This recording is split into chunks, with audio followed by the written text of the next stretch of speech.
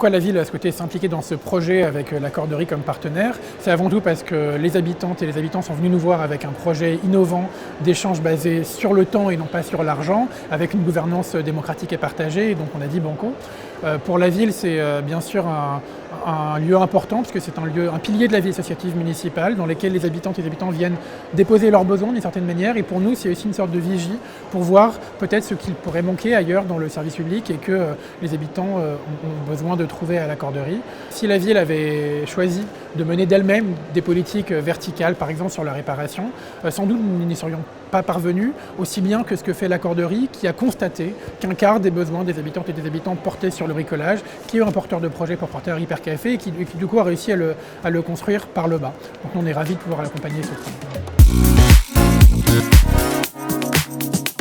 Si c'était à refaire, je pense que l'essentiel, c'est vraiment d'être toujours à l'écoute des habitantes et des habitants et de leurs idées, de ne pas chercher à imposer une volonté municipale sur les ambitions des habitantes et des habitants, qui sont vraiment...